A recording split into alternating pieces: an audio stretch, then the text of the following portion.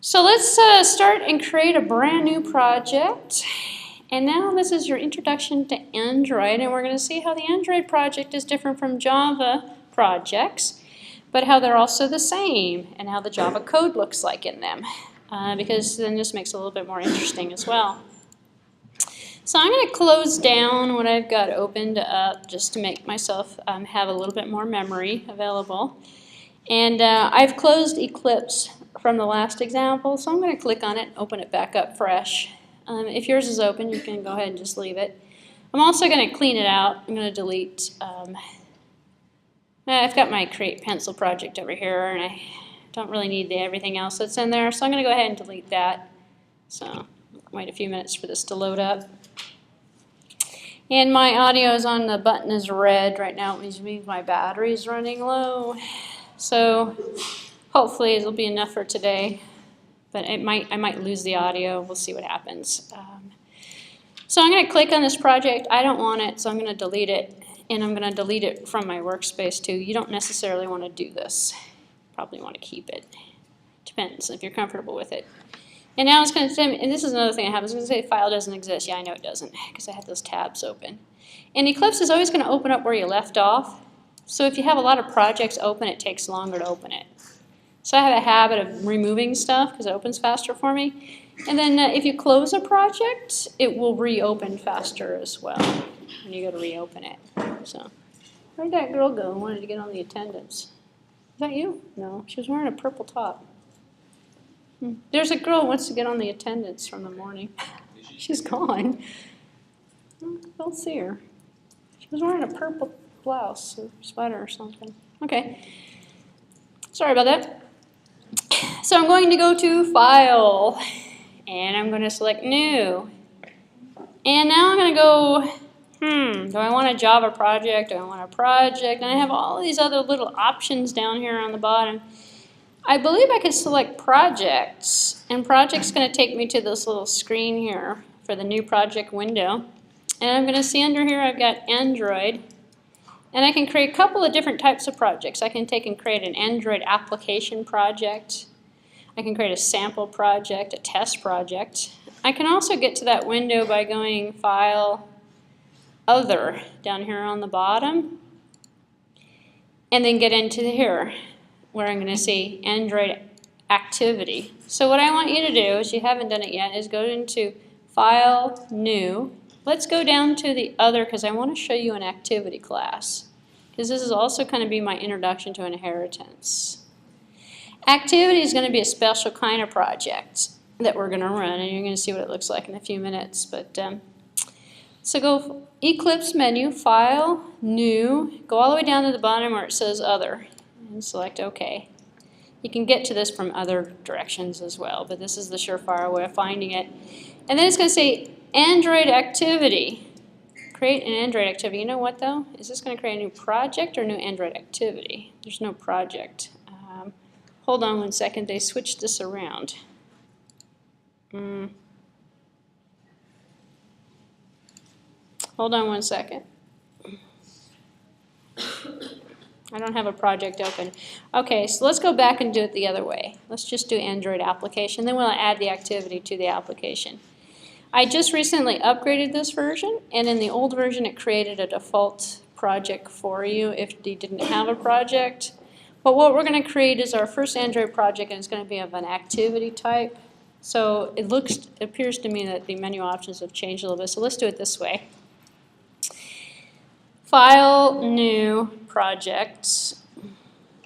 Now, before we were going general, I believe, perhaps, or maybe we weren't. Anyway, Android. We want an Android application project. We'll have to, and we'll see, perhaps it'll ask us which type of project we want. But then when we come in here, we see enter application shown in the launcher. Well, okay, so application name, I'm going to call this one Hello World.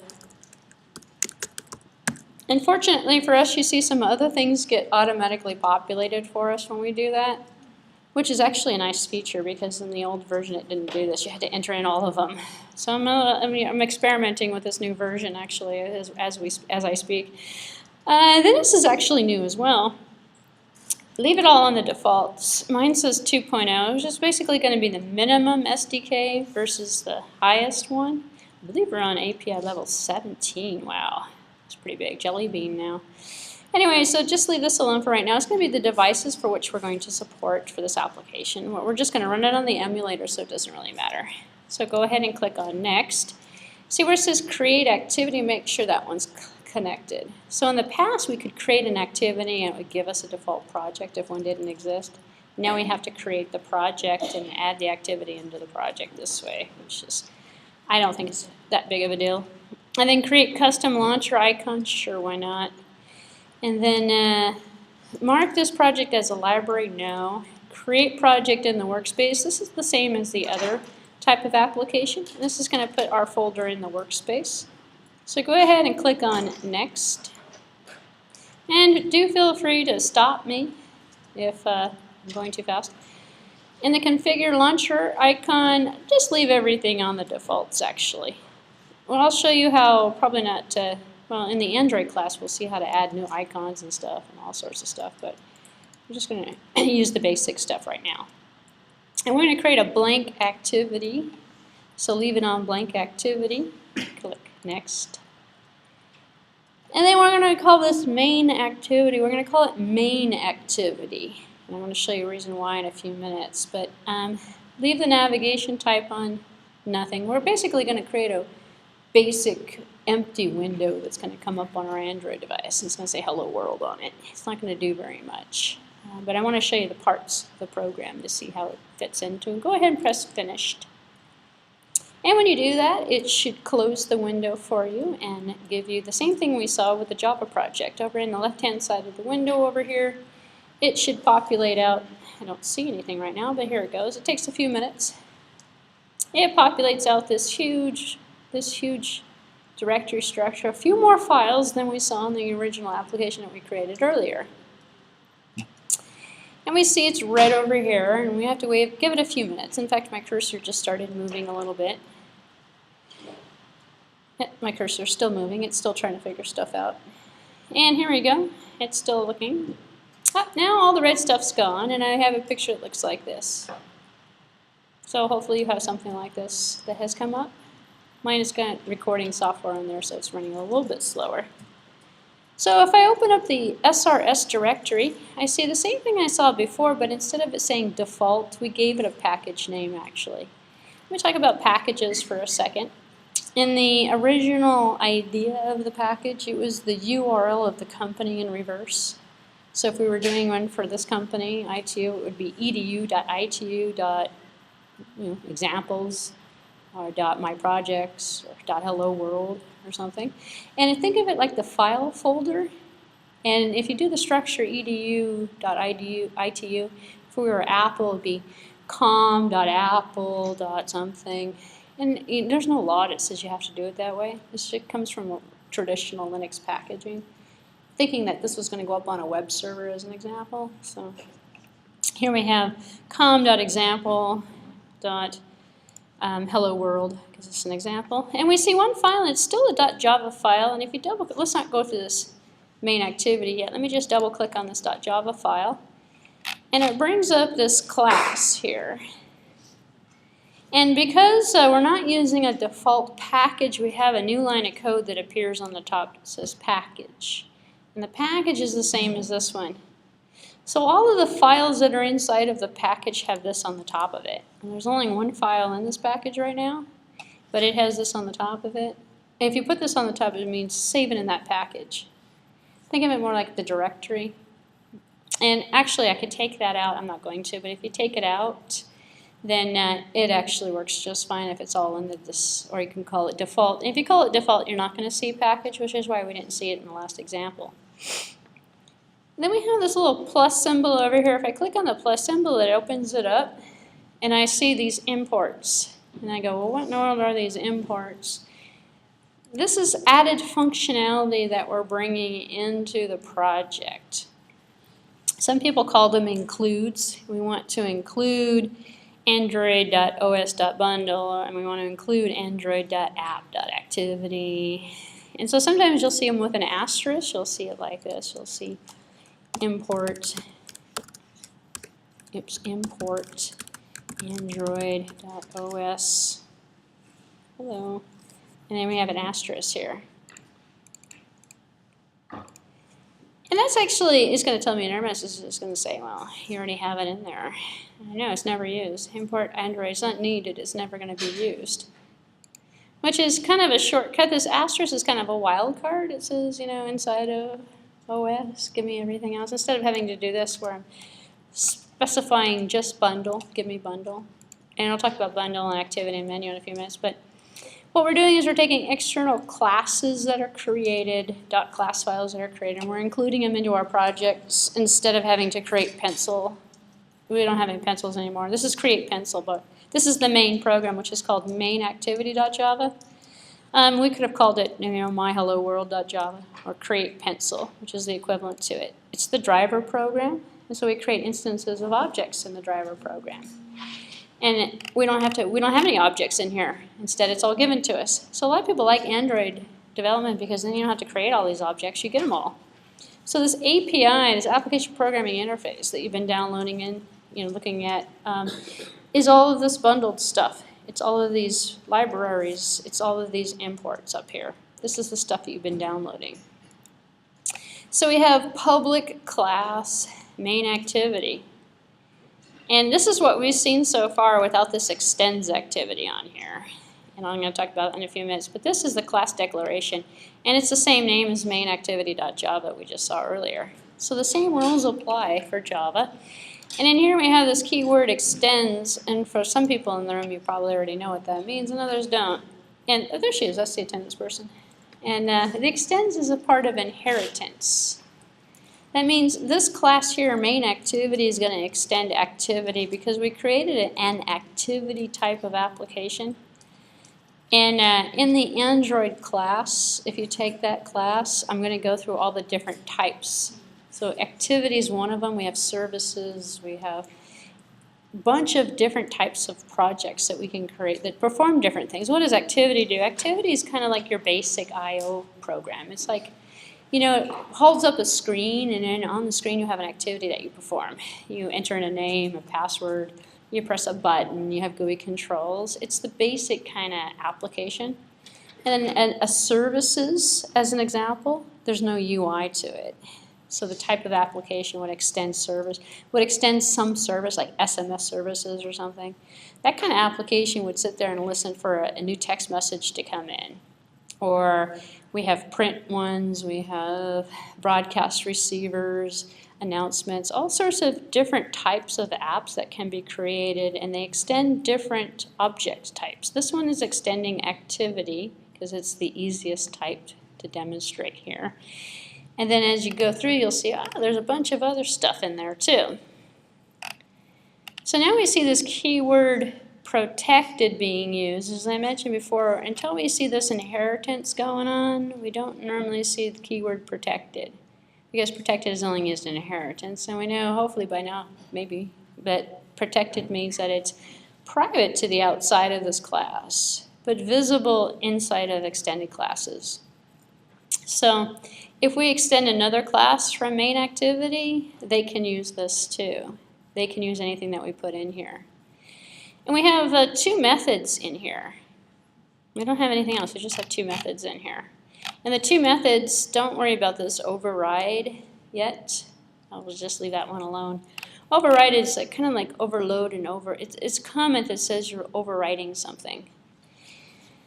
So I haven't hit inheritance yet because I haven't really finished objects yet, and that's on the agenda for tomorrow. But in inheritance, we have two options. We can reinvent the wheel and overwrite something completely. And when we overwrite something, we get rid of the original implementation of it. We create our own. Or we can overload. And overwrite and override are the same thing in Java. There are two different things in other languages, but in Java it's the same thing. So override and overwrite are used simultaneously as ways of describing. Replace what's there right now with this new method, which means this method actually existed and exists in the previous class, and the previous class's activity. We're creating main activity. It's coming from activity, and then in there's an Oncreate, and then there's an Oncreate options menu that appears. And I'm not expecting you to know any of this stuff yet, because we haven't talked about the Java stuff, but what I'm trying to show you is how Java relates to Android development and how it works in here. And then we'll go back and we'll take a look at some of these concepts in a lot more detail. We have a super and we have this in objects, which is part of the ISA relationship. So when I make this new object and it's called main activity, I get an object main activity. Inside of it's activity. Activity is super. Main activity is this. It's kind of like how I have grandparents and I have great-grandparents and I have great-great-grandparents, and I put a label on the hierarchy. That's what you're doing. Super is above you. So if I did super inside, I'm talking about my grandparents, and because if I'm the parent, I'm talking about the grandparent, and then the child is below me, and then my child is going to call me a super. They're going to call me a grandparent eventually, and then the hierarchy just continues in that kind of fashion. Same thing as real life hierarchies of inheritance. Actually works the same way. So when we say super dot something, well, and you look at this and you go, well, that looks like Oncreate, and this looks Oncreate. It's the same method.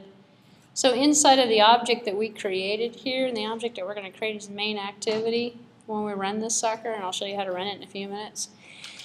It extends activity. Well, this is really saying that run super, which is activity. So run activity.oncreate. So when I create a main activity, I'm also going to create an activity. Basically a way of initializing, and I'm going to talk about constructors.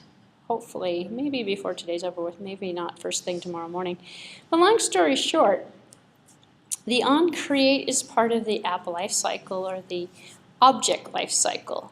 We have an onDestroy, an onCreate, on pause, on resume, on exit, on reenter. These are the different ways of describing what could happen with this application. So remember, create, pencil, and pencil. Well, there is a life to that application too. We started it up and then it ends. And then some people pointed out, oh, the exit, and then the exit had exit status. Well, that's what happens at the end of the life cycle. So in an app, you have an onDestroy. OnDestroy means that when it's over with, when the user shuts it down, we can pass information back and forth the same way. Same concept actually exists. The programs run the same way. This program's running on a JVM as well. It's just on a device instead of being on a computer. But it's running the same way, believe it or not. Our whole program's right here. This is Hello World. This is our main activities which we're running. But the project type's a little different, and you'll see how easy it is actually to run it in a few minutes. So Oncreate is when the application is created. The bundle is coming from OS Bundle. I'm going to talk about a lot more details on this stuff in the Android class, but just so you know what this means, it's on the thread, on the process thread, on the, and you have to have a Unix background to know what a process or a thread is, I think, but on the running application, on the program that's running, that's the bundle. The bundle is holding information, and what's it holding? If you've taken an operating systems course, you know the 3 parts of the process. And you know all of the information, all of the data exchange that's going on. Take it sort of like as a running program concept. Just right now, just accept that you're not getting a full explanation of it yet, but it's a bundle. Call it a bundle. You can go online, look at a bundle, and read 25 pages and still not understand what it is. In fact, experienced developers, they don't really know what it is either. It's kind of like how to describe a process to somebody. Or a thread. Oh, it's a thread of execution. But what really is a thread? It's a memory abstraction. This is a memory abstraction too. We're getting the saved instant state. What does that mean? Well, you know, when your program runs on an Android device, actually on an iPhone device too, then you run another program, and you flip back and forth. Well, oh, I think I lost my audio. Can you still hear me? Hello, I lost my audio. Okay, so now I have to take this off. Now I have to yell for at least an hour here because I lost my battery. I knew that was going to happen too. That's okay. That's what 7-Elevens are for. We'll pick one up before tomorrow. Do you have another? Yeah, tell them I need a, maybe you can do that for me. Here, take this with you. There's a 9-volt battery in the bottom of it. I think it's a 9-volt. It's on the bottom of it. Okay. They might have, hopefully they have another. Otherwise, I could pick one up at the store. But thank you. That's what TAs are good for. There we go. Thank you. All right, so I have to yell for a few minutes here. Hopefully, I'll yell loud enough. The luxury of amplification is gone. So this is the saved instance. Okay, so when you switch back and forth between different applications, the bundle saves what's happening, what's on the screen, all of the information. And so when you come back to it and you create the application again and you're switching back and forth, the first thing that happens is this Oncreate method is run. And then on the Oncreate method, it's going to take the saved instance state. What was it? Was it minimized? Was it maximized? What was loaded on the screen? What information was contained? And it's going to hopefully use that. I pulled the battery out of there earlier. It's going to hopefully use that. There's no battery in there. I pulled it out earlier. That's how I got that to work to begin with. It's going to use that information to recreate itself. And so what you're also going to do is you're going to recreate the super. So you're basically, in this line of code, saying super.oncreate saved instance. It's the same as the first line of code. So the Oncreate is going to create itself, and then it's going to go back and create a super. It creates the super first, by the way, and then it initializes itself. These are method calls. This should look familiar, maybe. I don't know. It's using the dot notation. I'm not expecting you to know anything about this code right now. I'm just trying to put it into perspective of what we've seen so far and show you that it's Java. We're going to go through, especially in the Android class, we're going to go through a lot more of this syntax, and we'll see a lot more of it by the end of today and tomorrow. However, this looks like a method, doesn't it? Looks like a method call, and this method call is called a setContextView, and it's a built-in method. And what ends up happening when you start writing Java apps is you're going to use the same methods over and over again. And this is kind of like the main method. Like this, you're going to see this in practically every program. We see it in Hello World. You see it in every single program. You're right. When you create the new project, it's going to be created for you automatically. So a lot of people don't even take the time to look at this and go, what is it doing? What is it really doing? Well, it's just setting up the environment variables. It's getting the saved information from the bundle from the last time it ran. And if it's the first time it was running, it's actually going to create it for you. So, and then r.layout.mainactivity, well, we have this resource file. And resource file actually gets compiled into Java. Believe it or not, although this looks like, some elaborate scheme of creating this fancy application, it's really a bunch of .java files. And everything relates down to a .java file. There is a file called r.java, and it is a capital R because everybody is capitalized. Everything is capitalized. And so if we look at the generated Java files directory, we see r.java right here. And then we also see build config.java up here. Did it work?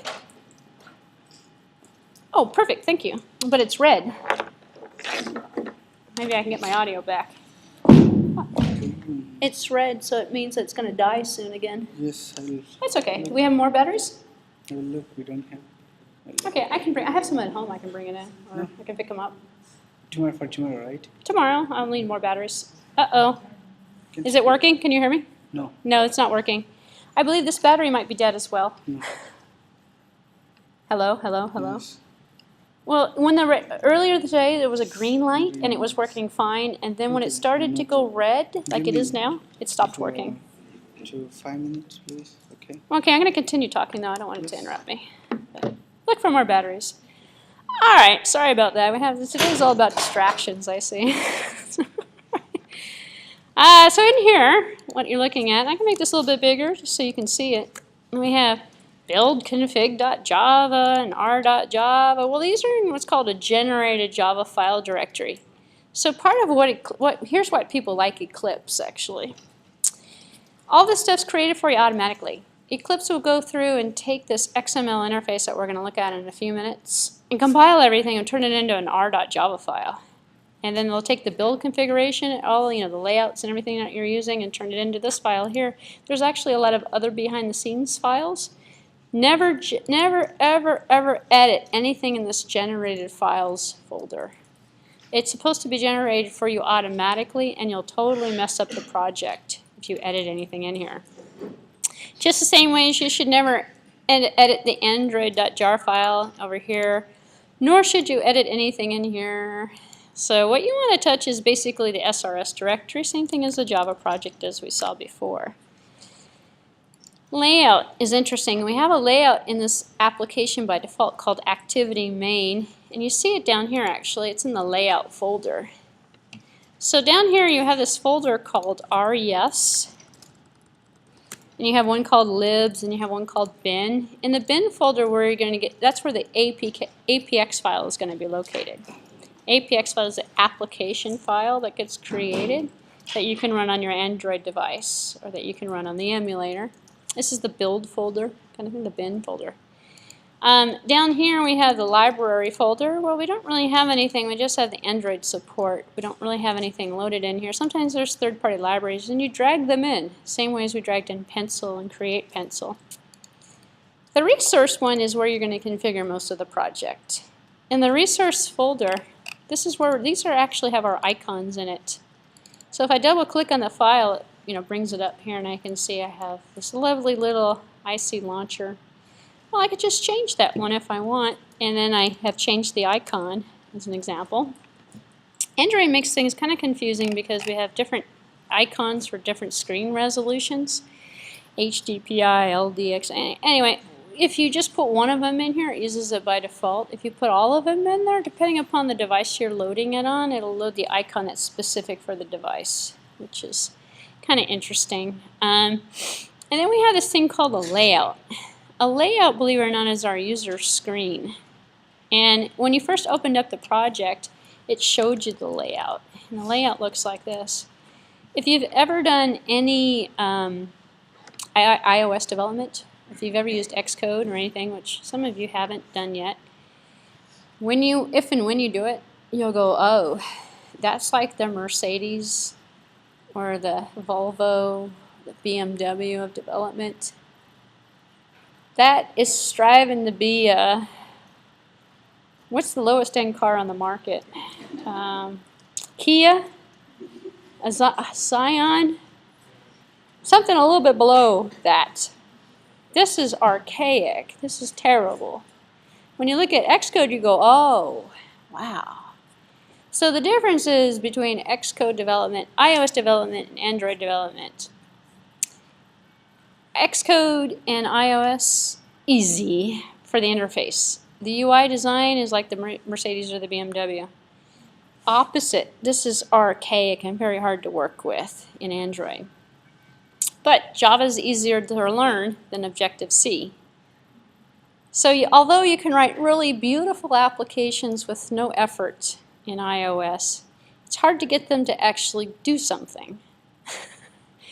In Java, you can write really powerful, very functional, highly, nicely programmed applications, but it's hard to get them to look good. So it's kind of like they're two opposite environments, which is kind of bad, actually. So this is in an XML file, and you see XML over here, and you can actually look at the XML code because some people find it easier to write XML code than it is to use the GUI. And so over here, you can see we've got a layout, and this is a relative layout, and we have a text view inside of it, and we have all these different components. Oh, that looks pretty good. I think I might have my audio back, by the way. We have all these different components that we can nest inside this layout. And hello, all good. Oops, I still haven't figured out how to get it on my head correctly, but it's okay. And we can actually just add stuff to this. And as an example, we can have opening and closing tags. And if you're not familiar with XML, don't worry about it. If you take the Android class, I show you how to do that. Also, XML is just like HTML in concept, but it's instead of marking up text for presentation, it's marking up data. And so here we're defining a text view, or we're defining a relative, and here we have an opening and closing tag. This might look familiar to some people who know HTML. So this, although it's easy to program in, it's like programming HTML. If you did everything in HTML by hand, is your GUI going to look as good as if you were going to use some, Visual Studio or, some screen builder from Adobe or something, or some more sophisticated tool? So let's imagine hard coding HTML and how your website's going to look instead of using Dreamweaver or something. That's what I'm talking about in terms of the ability to make the screen look good. And then on the graphical layout over here, if I click on this, I see everything over here. These are all the widgets and all of the things that we can add. As an example, here we have medium text and buttons over here. So if I drag over here, you see this plus sign. I can drop a button to the screen, and I can see now I have a button over here. And then if I click on the XML file, I can see now I have a button over here. So when we drag and drop in the GUI graphical layout editor, it creates the XML code for us. So we can give it names and stuff like that. And then when we compile the program, all this stuff turns into the r.java file that's generated here. If I look at the file, I'm going to double click on the file, but you should not ever open this up. It's auto-generated, and you see what you have in here is a final class R. And you go, well, what's final? It's kind of like public, private, protected, but it actually is more like static. It's another keyword that we put into public, private, protected, and it means it can't change. It means it can't be overridden anywhere. So you can't override this. This is the definition of drawable, ID, layout, menu, strings, style, all of the different little pieces that are in there, the themes. All that stuff from the XML file, believe it or not, is translated and it's controlled by the r.java file. So when you start editing that file, you'll end up introducing problems because it won't match your XML file. And then it's not everything in there is all hard-coded and stuff.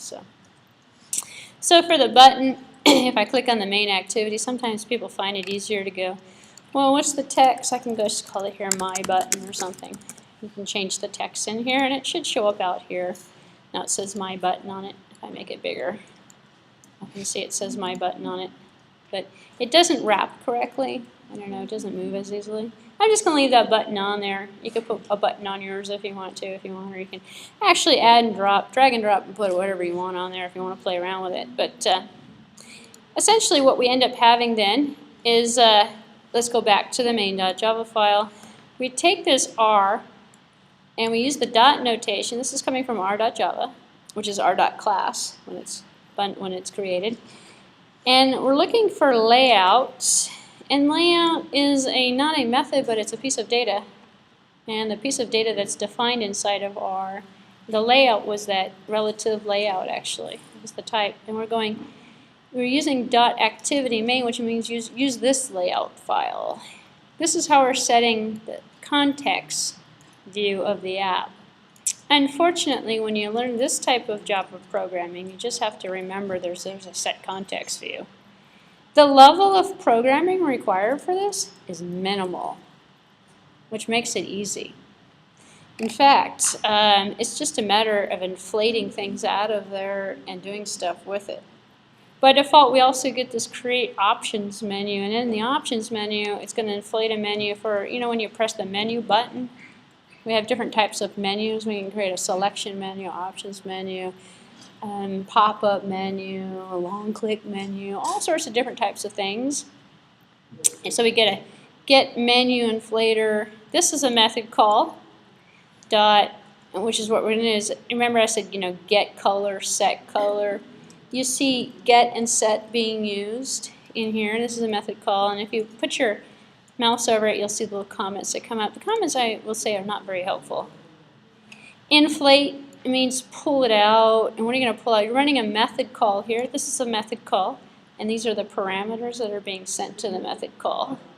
So what I'm showing you is the Java syntax, not necessarily the coding right now. So don't worry if you don't understand what r.menu is or anything like that. But you might get it from here, actually. This is the context view of the activity. Comma menu, what's that? Well, that's going to be any menu definition. So out here, we have another item in our directory structure called Menu. And if I look at Menu, I have Activity Main down here. If I double click on this file, I get a menu. Well, what does a menu look like? Well, if I click on the XML copy of it to look at it, I just have one menu item and it says Menu Settings. Not doing very much for me. So if I come back and hit Layout, I can see I have a menu item. And then I can use the GUI, just like I added and dragged and dropped things into the layout to Activity Main. I can drag and drop stuff and put it on the menu as well. And here I'm going to add an item, add another item, add another item. These items have @ID menu setting is the first one it's called. So we're defining the menu items through these properties. Don't worry about the syntax or what it is we're doing at this point. I'm just giving you a tour of the application. Down here we have this menu, we have a subdirectory called the values. Inside of the values I have strings and styles that are defined. So strings, we have a name, hello world, menu settings and stuff. What are these? It's kind of like saying string space my name. So all those data members that we defined at the beginning of the program, we can actually put them in here, predefined values. And they can be usually string values, but they don't have to be. So people like put it in here, and then the values get parsed and it ends up coming into another Java file. So we take the concept of this object, it has this identity, states, and behaviors, and we can separate stuff out. But we can also program with traditional data that's defined inside of the object. This is an object right here. So in the object here, we can define our own string, our string name or something like that, or string date. And what we're going to see, what I'm going to do, probably not until tomorrow, is define a, let's see, cancel that. I changed it, which is basically write an Android application that's a traditional style application and see how it works. But I kind of wanted to show you the default layout that occurs with a regular application first before I complicate you with the code for it. So to run this thing, we see we have the console window on the bottom. We can still write to the console window, but why would we want to? We can still put a system out in here. If we put a system out in here, it would write something down here. But we want the GUI to show up, so we have to run it in an emulator. In order to run into an emulator, we actually have to create the emulator. So we can create them all first and then run it, or we can do it all in one shot. So what we're going to do is get our emulator created with this Hello World app.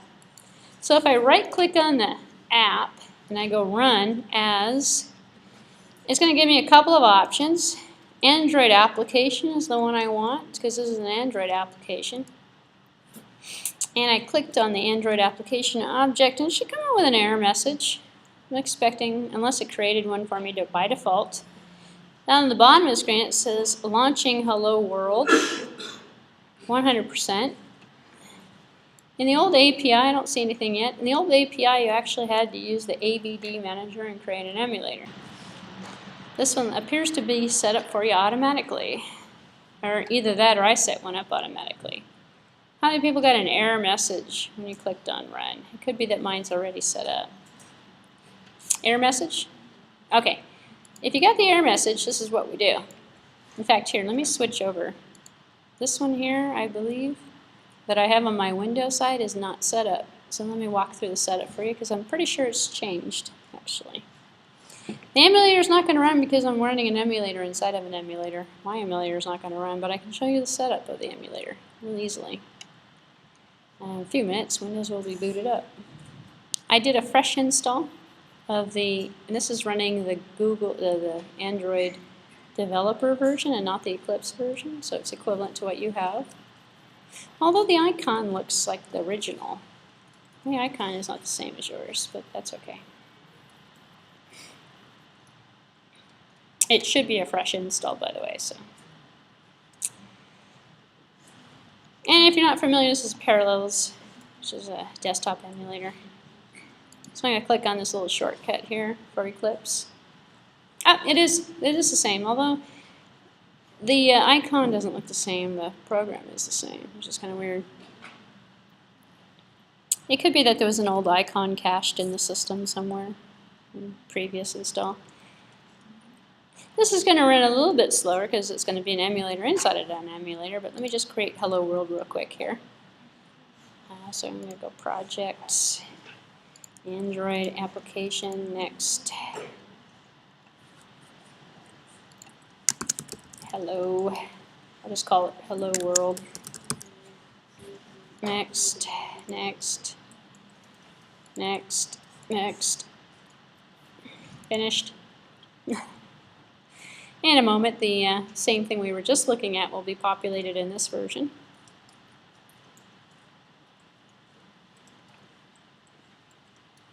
There we go. Slowly cleaning itself up. I have to wait a few minutes here. It's building the workspace. I just want to make sure it actually completes before I start running it.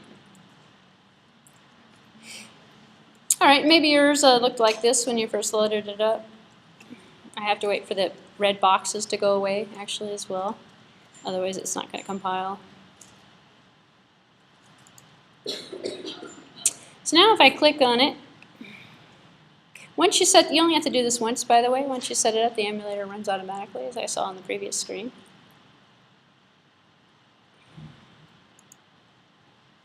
I'm clicking on Hello World, waiting for it to catch up. I guess I could click on Project, but in a few minutes it'll come back to me and be happy. I hope.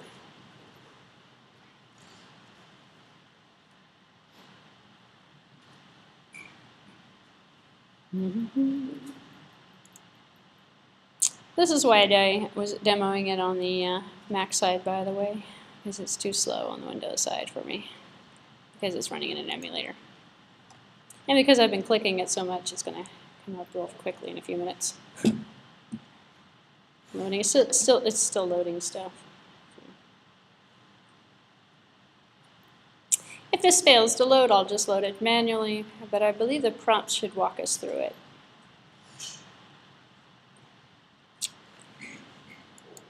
it. Nothing is very responsive right now. I'm clicking, but nothing's happening. All right, oh, did it load? It's just as soon as I give up, it usually loads. Oh, here it goes, here it goes. All right, so I'm going to go Project as soon as I give up. And, oops, I'm sorry. I click, okay, now we're all red again. Let's just go and right mouse clicking, and I'm going to run as Android application. And watch, I have an AVD set up here too. Hopefully I don't.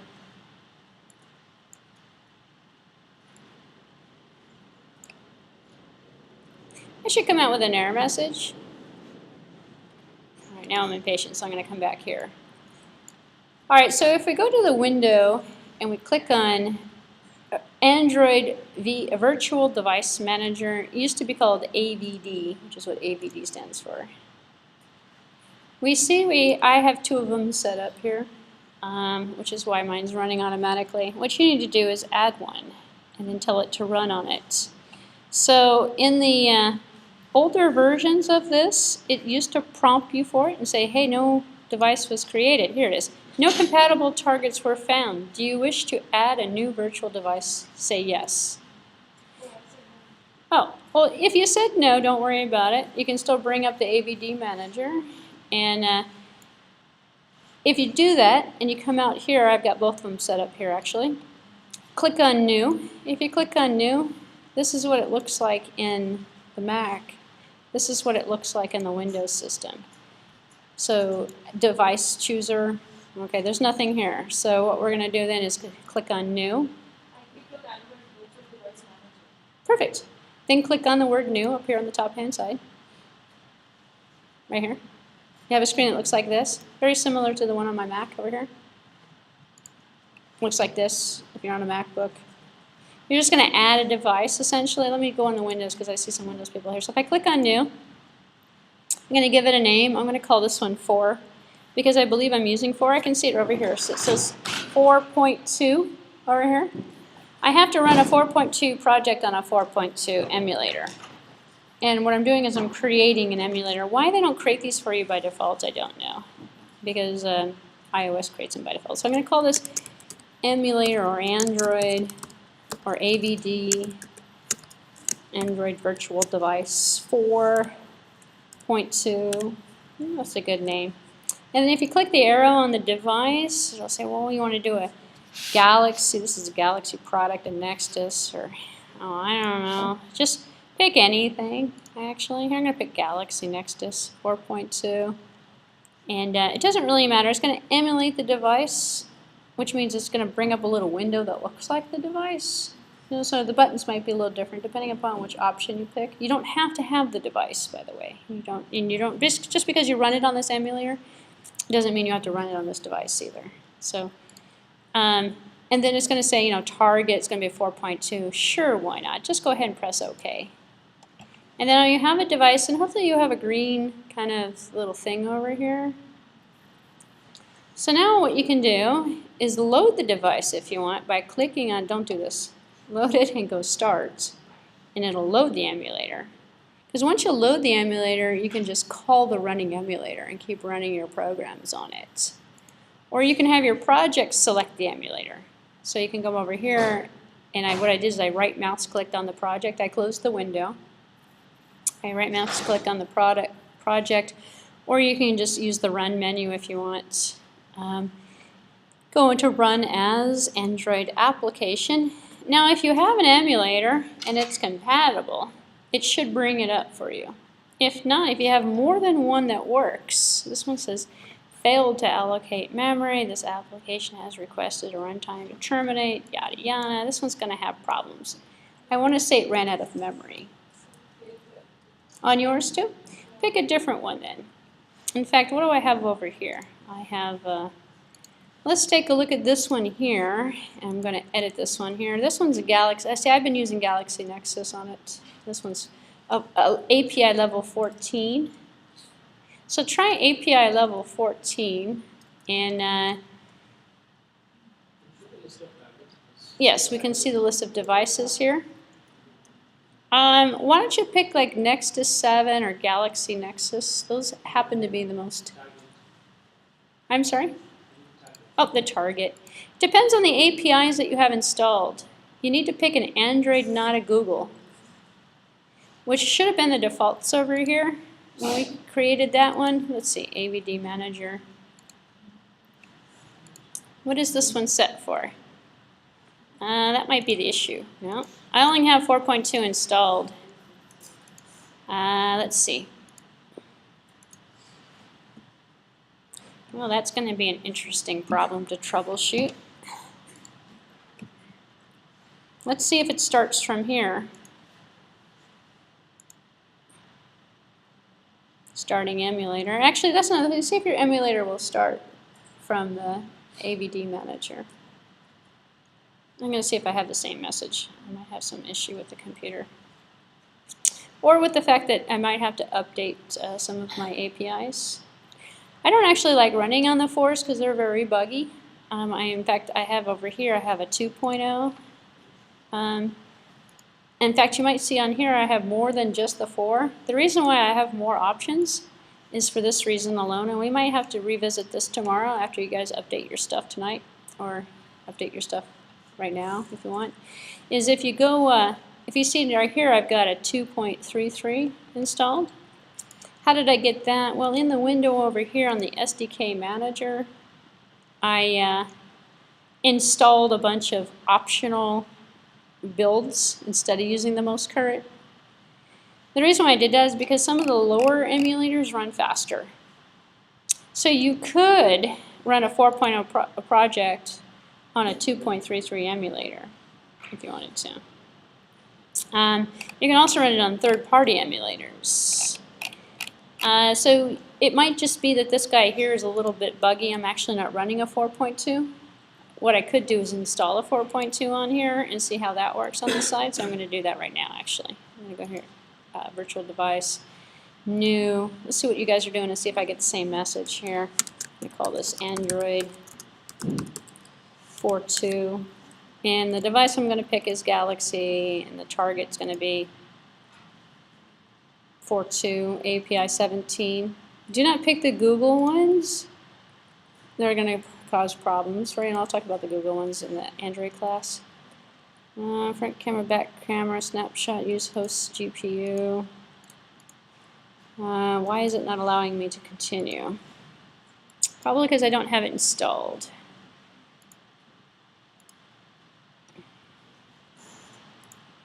Oh, here we go, ARM. Oh yeah, make sure you're working on the ARM architecture as well. ARM is much faster. So if you have an option, I didn't even notice the option over here. Starting the emulator. I don't actually see the emulator running on this side over here. I could be having memory issues. I'm going to close this guy actually and go into the edit. Here it is. It's not selectable though on mine. If yours, I did have it set on the ARM, which is kind of interesting. Let me see if it's going to run on this side over here now that I've created it. Oh, I created a 4.1. Let me edit it then. We're at 4.2. No system images installed. Go back down. I think that the installation is incomplete. Most people aren't going to run it on a 4.2. They're going to run it on a 4.0 and run it on a 4.1. Yeah, because I don't have support for it. Yeah, I've installed it. Yeah, but it's looking. That might actually be the issue. You might have incomplete downloaded support for it. Is what I'm thinking. So if I set it up here, I'm not running on a 4.2 because I don't have the support. I don't have the ARM support for it on here. I have to go and update it if that's the case. So I'm going to run it here. Let's say, for example, on this one I just created, and see if it runs. Here we go. So at least you can probably see what it's going to look like on my screen. Go ahead and update the SDKs to download all of the other versions of it so you can swap. Right now you're stuck on 4.2 and 4.2 doesn't work on mine. I just tried it. I don't have ARM support for it. So that install that I did with the Android stuff, not going to work because it's incomplete. But if you download all of the other versions of it, you'll probably have more luck. If it's still not working, we can troubleshoot it tomorrow as well, but I highly recommend updating. Because you're shipped with an old package, because you get the build as a bundle, and everything's included. So, and here I'm launching it again just to see, actually. And I'm going to get a failed to allocate memory 8. The application has required a runtime to terminate, yada yada. Please contact application support team. The 4.2 emulator is not going to run. So you got to go down. If I go down to a previous, I don't have it installed here. If I go into Avd Manager and I go into new and I try to go down, oops, let's just edit this guy. I don't have it. I don't have anything else to select from is what the problem is. I don't have anything to select from because if I come into here and I look into the window for the SDK manager, I only have 4.2 installed. And 4.2 is broken. So, long story short, it's going to work on my Mac side because I have 4.1 and it's loading up right now. But over here it's not going to work. So over here what you're going to need to do is go into the, oh here it was loading, now I'm loading it twice. And right here, you're going to click on this guy here and it says not installed, not installed, not installed. What you do is just go like this, click on it, and it's going to say 7 packages. This is going to take a couple hours. And if you all do it right now, it's going to take the internet down. So I highly recommend maybe doing it at home or something. Or doing it if you're traveling, doing it in a hotel room. You're going to have better access. If you install the previous APIs, which is that's going to allow you to do, let me close this window because it's taking up way too much memory. You can just watch and see what you're going to get. And I'm going to show you why I have a different solution to this, which is going to be Virtualbox that's going to run. So I'm never going to use this pass right now because this runs too slowly for me. This, believe it or not, is pretty typical in terms of the speed of these emulators. So a lot of people, they do is they get their own emulators, and they're x86 Android emulators, and then they load those, and then you run the project in those emulators. And I can show you how that works in a few minutes. And in the Android class, that's what we're going to concentrate on. But you can possibly imagine all of these little Android issues to teach. So now we're going to get, oh, let's just force close it. We had errors even though this is typical. So we could spend probably 2 days just getting the emulators to work, actually, on everybody's computer, and not learn anything about Java, which is why it's broken out into 2 separate classes. So when we write the Java code, I can demonstrate it on an emulator, I can demonstrate it on a Java application. For writing purposes, it's actually faster if you don't use the emulators. If I click on here, down here, I can see this is what the emulator looks like. This is why you don't have to buy a phone. You can see it right here. And in the Java package over here, you should see in the bin directory, here it is here, hello.apk. So what most people do is if they don't want to bother with these emulators, is they get an Android device and they get a USB cable. I'm going to show you something real quick here. I can probably have to turn my device on because I probably have it turned off. Oh, hello. Let's get her booted up. Oh, there we go. This doesn't have service on it, it just has the internet access on it, but I don't even need that on it either because I have a USB cable. What I'm going to do is plug the USB cable into the computer, and you'll see it mounts like a hard drive. And you drag the APK file over to it. And we'll see how easy that is. So a lot of people, in fact, a couple people earlier today were asking me about that. They have make these devices for like $50 or something. They're really cheap, actually. Just make sure it has USB support. Go to Fry's, you'll see a bunch of varieties of them. Some of them are like $100 because they have really nice screens and stuff. But you can get older models. You just need anything. If you don't want to deal with the emulators, this is the method you're going to take. What you're going to do here, or I'm going to show you another method as well. But, oh, here it is, my button. It actually worked. Remember I stuck that random button out there? It doesn't do anything. And then it says hello world. There's a little label on there. This is the app. Highly sophisticated app. I'm going to minimize the screen for a second and I'll boot it up. So I'm going to plug this guy into my computer. And luckily I do have an extra USB port for it.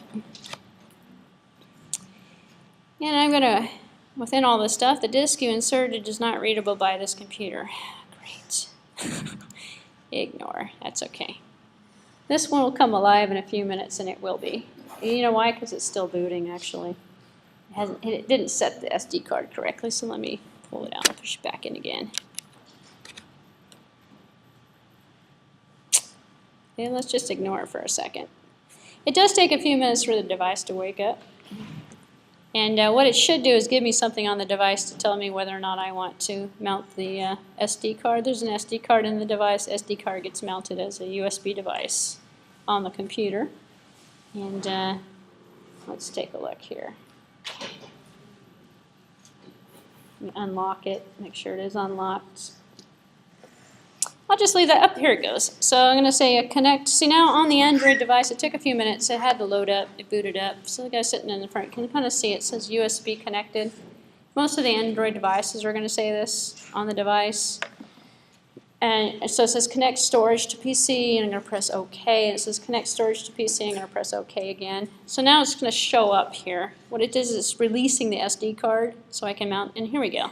There's the SD card. And so it's going to, oh, this is actually iPhoto. I don't want to use it in iPhoto, so I'm going to shut this window. And I see it right here. It says no name on it. So I'm going to go ahead and double click on no name.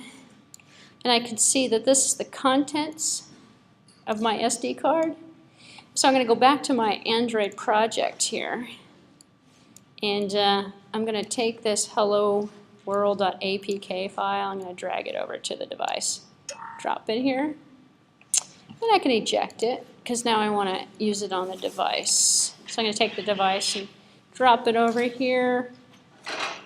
And it says disconnect storage from PC on the bottom of the device. And I'm going to press OK on it. And then I'm going to go back to my main menu. And then I'm going to go into this program that I like to use called Lynda Management. Let me show it to you here. For those people who are going to try this at home, and you might want to. It's a nice little free app. It's called Avd Manager. And if I type it, Google it here, I can tell you what it looks like. It's a user-friendly file manager because what I want to do is access the file system because I just installed it on the SD card. Avd File Manager allows you to look at the files that are on the SD card. And it looks like Windows Explorer actually. In fact, here it is here. It looks like a bunch of directories. And if I scroll up through the directories, I see on the bottom it says hello world.apk on it. So it's hard to see it. In fact, if you come up after class, I can show it to you as well. But this is free, so on the phone, go into Google Play, install Avd Manager, put a little icon on there. Click on the icon, it automatically opens up your SD card for you. So I'm going to click on Hello World, and it looks like any other install that you might imagine. I'm going to say install. So it says installing on it. Hard to see it, I know.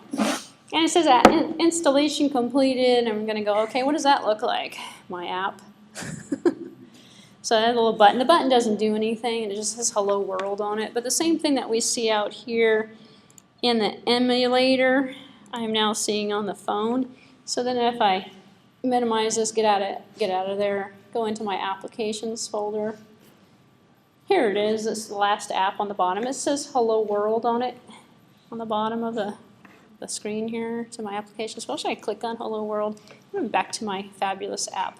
It doesn't really do anything. You can actually upload the APK file to a website, use a web browser, download it, and then from your downloads folder on the device, you just press it. As soon as you press it, it automatically installs for you, which is great. So getting it on and testing it on the device, this is going to take up a lot of memory. This might actually be a little easier, depending upon how much memory you've got.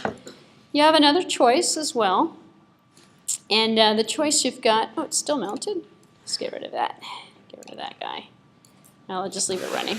It's charging, or should be charged. It's not going to charge when it's still mounted, though. The other choice you have is to use a program called Virtualbox. Here's Virtualbox here. And what I've done with Virtualbox, this is very popular as well, you're not going to get into any of this until you take the Android class probably, but I'm just showing it now because a lot of people have curiosity, running stuff. And this is why you're learning Java, hopefully, to write these really cool apps maybe. I have 4 emulators set up. These are the same emulators that I have set up in the Virtualbox. I know, force eject. There we go. It doesn't want to eject. My Galaxy tab's not running well today. I think because the memory is low and I haven't turned it on in centuries. But these are X86 emulators. They come from third parties. They're ISO files that get downloaded. I put together a video on this as well. And let me just force quit this guy. He's not happy. Okay, let me just get him out of the way. There we go. So I'm going to load up one of these emulators by just pressing start. The reason why I've got 4 of them here, and there's got some duplicates, is I've taken the ISO files and I've actually physically installed them. So some of them, the ones that say emulator, are the ISO files, just booting like as if it were a CD-ROM or something. It's a kind of a live boot scenario. These guys are real installs, which means I can use it like an Android device. Let me just load up this one so you can see what I'm talking about, because I've installed some stuff on it. So I load it up, it comes up in Virtualbox, and I'm going to get a boot menu, and the boot menu is going to give me a couple of options for the screen. So I'm actually just going to pick the top one here. And it's booting, just kind of how I ran Parallels and I booted up Windows XP. I'm booting up an Android box as well. Let's see if, in the meantime, let me see if I can get rid of this guy. Force. You know what, I just disconnected. Force. Get rid of you. Yes, get rid of you. Okay, there we go. And runs a little bit faster than these emulators we just saw a few minutes ago. And this is a, this one is a 2.37 emulator. This is actually 2.3 Android. You see I made things bigger on it, and I still have the menus here. Oops. And I can use my mouse on here, actually. It's funny because I have a Windows 8 machine that I've been testing on, and it accepts the touch control. So it actually looks like an Android device, but it's running in an emulator, which means I can probably install the ISO on the Windows machine and have it run on that hardware, it probably would work, actually. But anyway, you see it looks like any other ordinary Android device, and if I left shift here, let me release the mouse here. Get the mouse out, oops. Come on, get out of the window. There we go. Release my mouse out of here. What I'm going to do is connect, and this is a separate little step that you have to do. You run an emulator on here. I just saved it into a file. Don't worry about this right now. I just want to show you something. As soon as I find it, I saved it in here somewhere. Here it is. I wrote a little text file to connect it. It's just a little script. Basically, it takes the Eclipse and connects it to this. So when I come over here and I run this program here, and I'm going to run as an Android application, it's going to give me a choice, and here's that emulator. So I open up this little box here and select this emulator here. I called it Android box, and I go OK. And if I come over here, it should load up in this little window. And lo and behold, there's that fabulous app that I wrote. So now I have it running over here. A lot of people take this route because it runs faster. The built-in emulators that come with the Android SDK are not easy to work with. We can't even get them to work right now. It does work, but you have to install the right support for it. I have a strange feeling that the 4.2 ones are buggy, and they only work on certain hardware, because I can't get it to work on the Apple side, and I can't get it to work on the Windows side. However, if you downgrade to 2 point something, it should work. So that's what I'm going to leave you with tonight, is to update. You can do it now, or you can do it when you get home. Actually, right now, things are winding down a little bit around here, so the internet access might be strong enough for you. What you're going to do is you're going to, just one more time for those people who missed it, you're going to go into the Android SDK Manager, and you're going to install the support for the backward compatible emulators, so we can install something that's not 4.2. Otherwise, right now, all I only get is 4.2. But you want other choices. I would, if I were you, I would go with the 4.0 or the 4.12, which works. That's the one I just loaded up here, and it worked on mine. It should work on the Windows stuff too. Or come back here and get one of the smaller ones. These are smaller, they don't take up as much memory, they run a little faster, but they're older APIs, which means this guy here is ancient. This is a 2.3, I think. You know, I think the current version of Android is 4.2 or 4.3 or something like that right now, or 4.1, which means you're going to go back to a different version of Android, which is going to give you a slightly different user interface, a slightly different emulator. But if you remember, back in the old days, it was actually kind of easier, and then it's all complicated with all these extra applications and things that they're including in there. So the older emulators actually run faster. Don't go back to 1.6 or 1. I would say 2.3 was pretty good. It's still good for testing. And 2.2 was okay as well, but the 1 point something's not worth it. The emulator just doesn't have enough features on it. What features are you wanting, and how are you going to use this? Well, it's interesting. On this guy here, I can install stuff. I can install other applications, I can install other programs and things, and then when I'm done with it, I can just shut it off. I'm going to shut it off. You can't really install anything on the built-in emulators.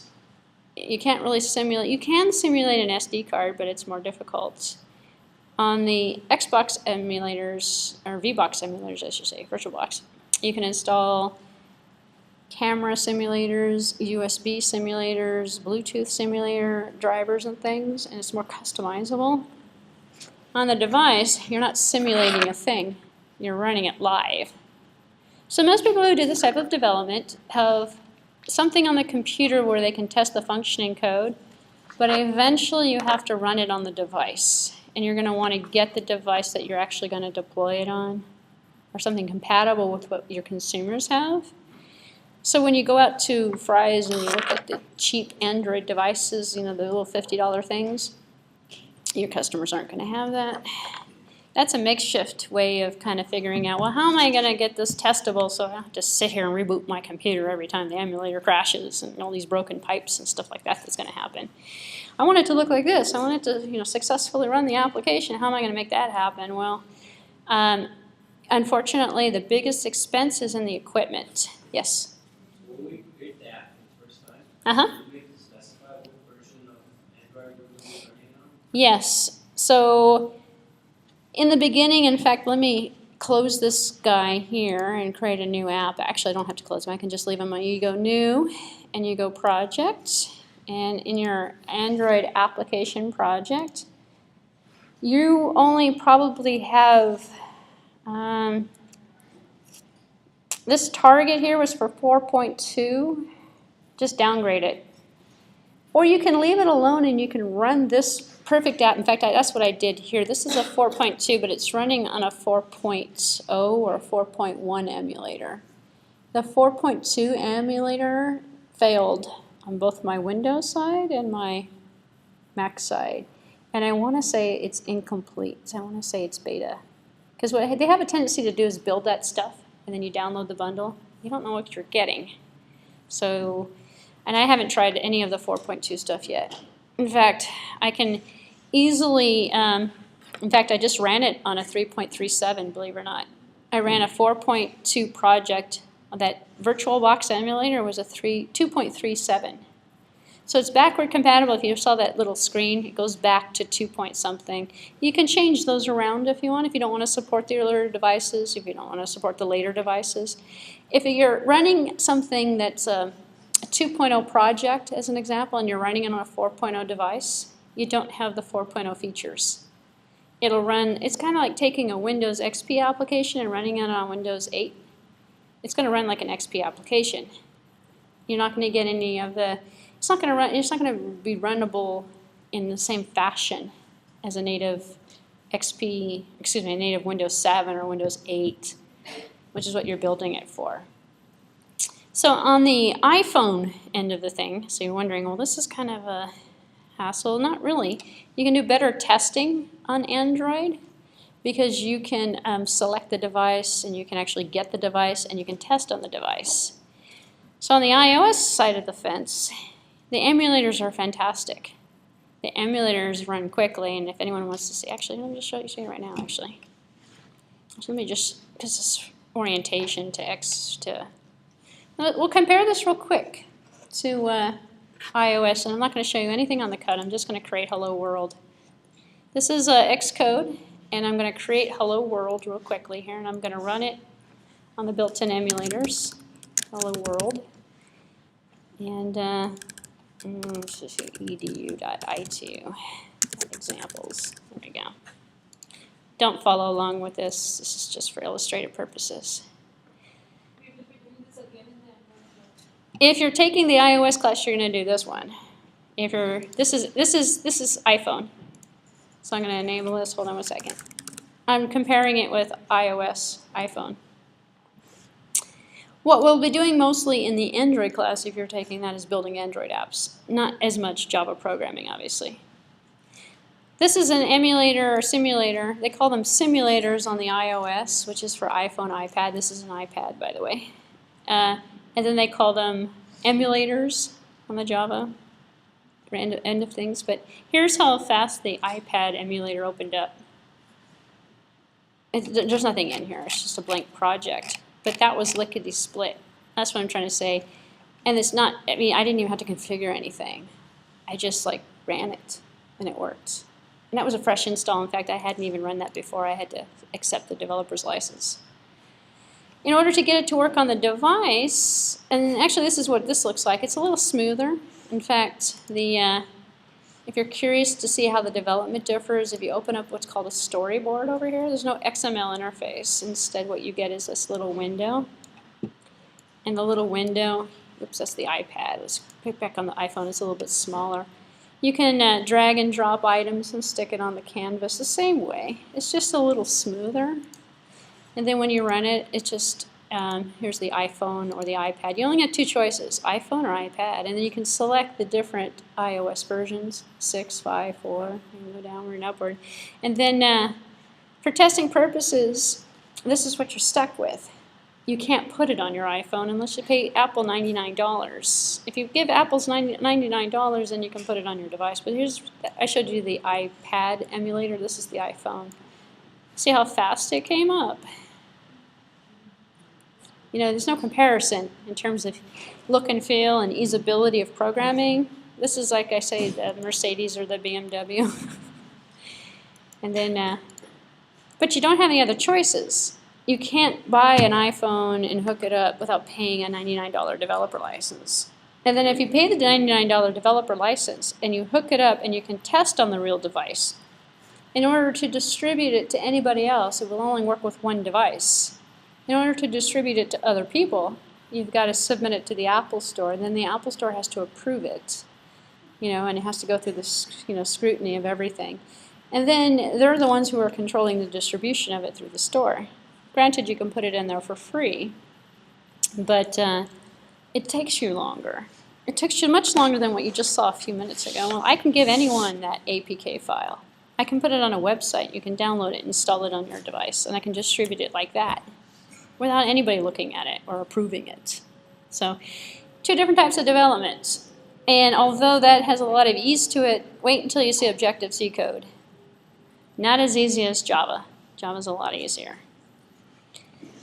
All right, so back to Java. But I thought that was interesting to just look at the differences. For those people who have never seen it before, it's kind of interesting. So what are we going to be doing?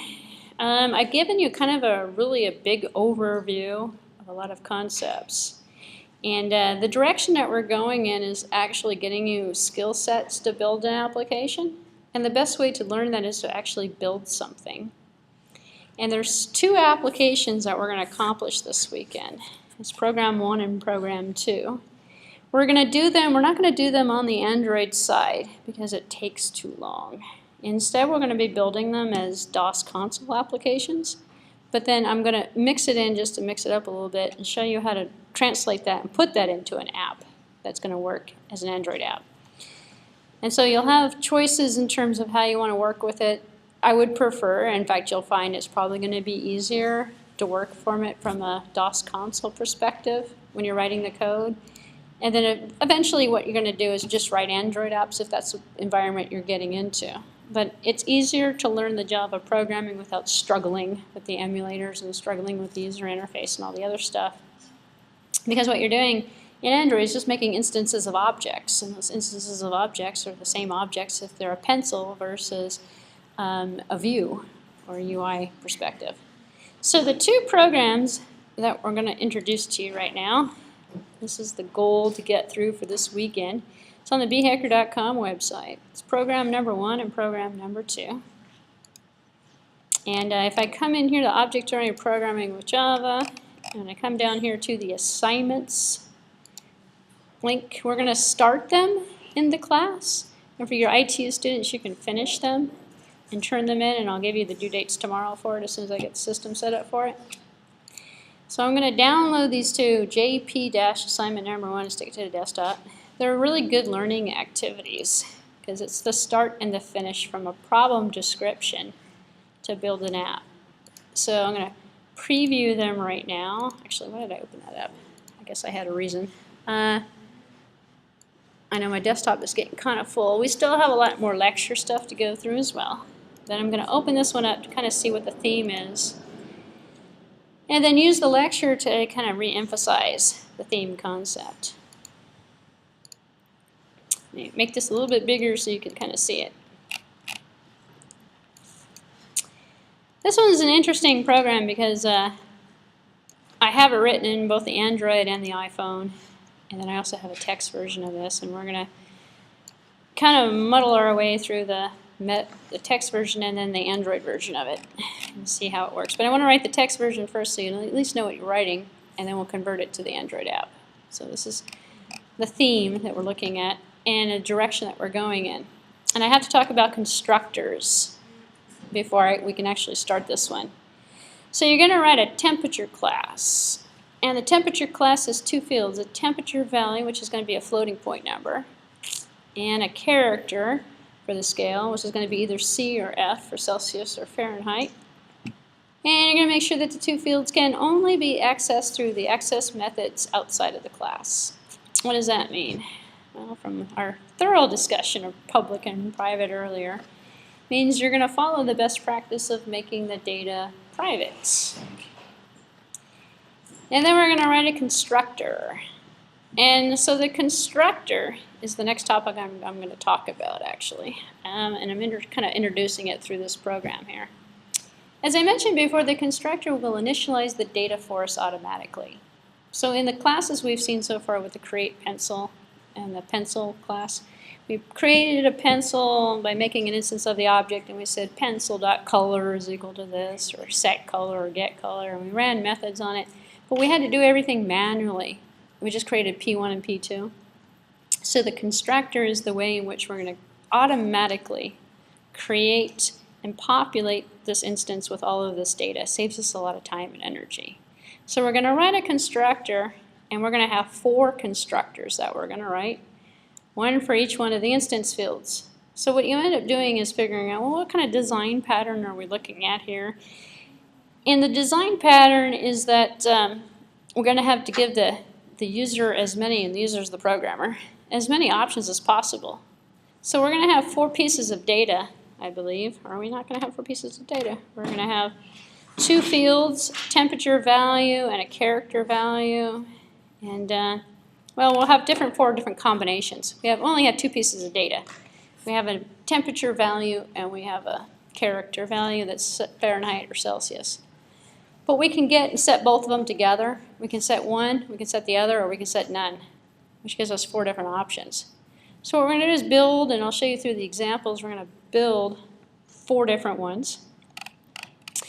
And these are nothing more than methods. A constructor is a method, and the method takes on any number of parameters.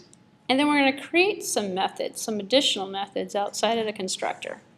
So the class should have 3 types of methods. And here's one here. 2 methods to return the temperature, one to return it in Celsius and the other one to return it in Fahrenheit. It's just going to perform a simple calculation. So the purpose of this exercise is to take a look at the data and the data types and be able to, add in here. We're going to take degrees and minus 32 and divide by 9. We'll see. Actually, you can type this in as is and it works. So we'll type it in. We'll see how that works. So 2 methods to do degrees in Celsius and degrees in Fahrenheit, and then 3 methods to set the fields. These are the setters and the getters. So one to set the value and one to get the value, set the value and one to set the scale. So we have set scale to F, set scale to C. So these methods are going to take something and convert it to something, or they're going to take something and this is a temperature, set it to F. So we take whatever parameter we're kind of considering. It's really practice creating methods that are going to accept parameters, and we're going to take that parameter and we're going to add it to a data member. And then one is going to set both. So there's 3 of them total. One to set the Celsius, one to set the Fahrenheit, one to set both the temperature and the Fahrenheit or Celsius. And then we're going to have a comparison method. And this is the interesting thing where we actually take an object and we compare it to another object. And this is where we're going to see the casting or the ISA relationship occur, or the ability to work with multiple objects together, because we haven't really seen this part yet either. But believe it or not, we've done most of this stuff except for the constructors, and we haven't done the comparison yet. So I'm going to focus on that next after I do constructors. But a comparison method with 2 parameters. Both of the 2 parameters are objects of the temperature class, and they may be different scales. So we can take one temperature that's in Fahrenheit and compare it to another one that's in Celsius, and the values are different. So we can look inside the objects, which means we're going to take a method and pass another object to it. And then this method should return an integer. 0 means that the temperatures are equal. 1 means that one's higher than the others. First one is higher than the second.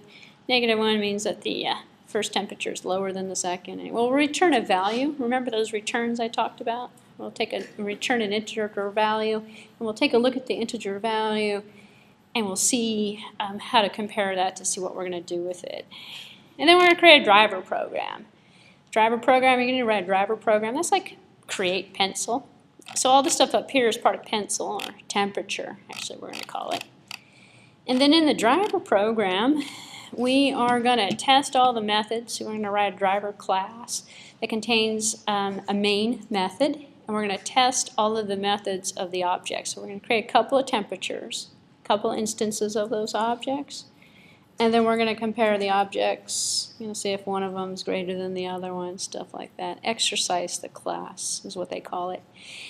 So make sure that each one of the constructors and the methods are compared, yada yada. And then there's a little bit on the bottom here, which you don't have to do, this is optional, is to take on the command line arguments.